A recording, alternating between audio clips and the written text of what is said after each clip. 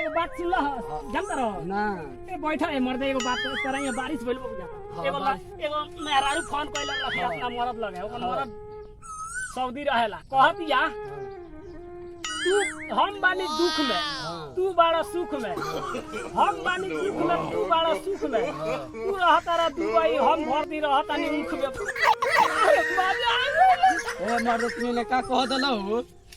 यही तरह कहला कि यही तरह मजा आ गेल हमरा सुन के मियाज खुआ सुन ना का सुनो ना हम कहनी है चल लो हां जब तू बारू दुख में हम बानी सुख में तू बारू दुख में हम बानी सुख में चलो ना 2 रुपया दे दे तनी वही तो बड़ा हार्ड कॉमेडी कह दला कि तो यही बेरा सुना नहीं को बात और कहता पीठ फाड़ दिए समार के वो तो बोल सुना ना चप्पल से मारिया चाहे सैंडल से चप्पल से मारिया चाहे सैंडल से No.